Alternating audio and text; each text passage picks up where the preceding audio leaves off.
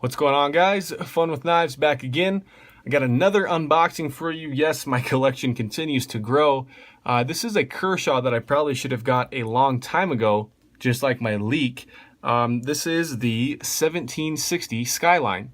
One of their most, if not the most popular model that Kershaw's had in the last however many years. And then yes, this is USA made. So every USA made Kershaw that has come my way, I've been a huge fan of, and I don't think this knife is going to be any exception to that. You got your normal paperwork in there. Knife comes in the plastic sleeve, and I know there's all sorts of videos all over the internet about the Skyline and how it might be the perfect EDC knife or close to it. So I'm going to give you guys the specs on this, give you my initial impressions, and just kind of weigh in on the conversation here. So we have a blade length of 3 1/8 inches, a handle length of 4 1/4 inches, and then your overall length is going to be 7 3/8 inches. So a great size for EDC. I think it's going to be adequately big for most hands, and then it's going to be small enough that you can, fairly discreetly carry this knife, and it's definitely super lightweight at 2.5 ounces. And I'll tell you guys why that weight is so light. But your blade thickness is only 0.09. That's a really thin blade, nice spear point shape. I'll get to that too.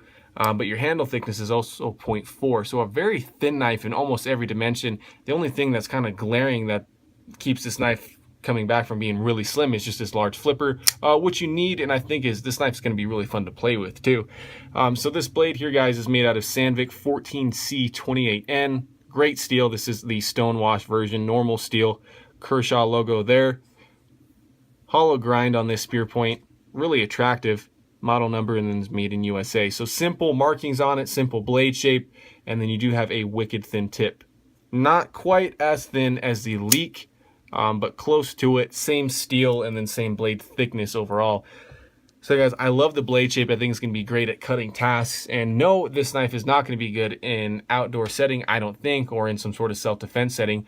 This is a strictly EDC knife, and a really good one at that. I can already tell you that from just me, throwing this in my pocket for a couple minutes, seeing how it would ride, and me just kind of playing around with the knife. So you do have G10 handle scales here that really surprised me that they're incredibly grippy. They're really tacky. There's a whole lot of texture to them. So I don't really have a worry of this knife coming out. Your action is manual here with that flipper, large flipper tab, as I said, and it is manual. It's riding on phosphor bronze bushing. You have a fairly lightweight blade coming out of there, so the action is snappy and fast, but only if you place your finger in the right area on the flipper. I can flip this thing out reliably every time, but if you want to do a light switch, the detent's not strong enough for you to get a good one unless you do it really fast like that. And then the push button method's a little bit better with this one.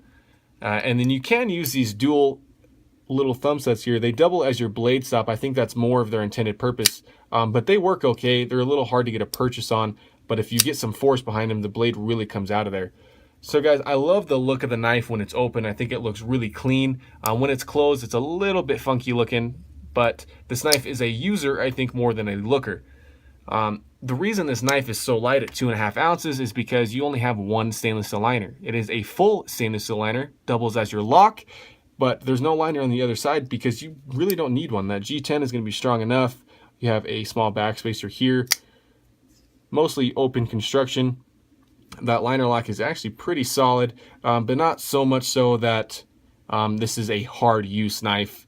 I think it's more of a strict EDC knife, as I said. And then you do have a poorly designed pocket clip. This is everyone's problem with the Skyline, is the clip itself is okay, but it rides way too high and it comes tipped down, which is really weird.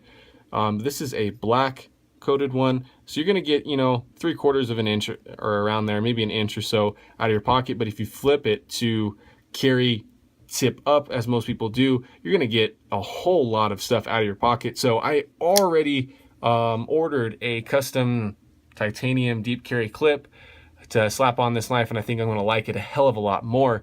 But guys, I can already tell you that this is going to be a very proud addition to my collection, and this was on sale at Blade HQ, so I was like, I finally got to pick one of those up. So I finally got, guys, the leak in the Skyline into my Kershaw collection, and I couldn't be happier about it.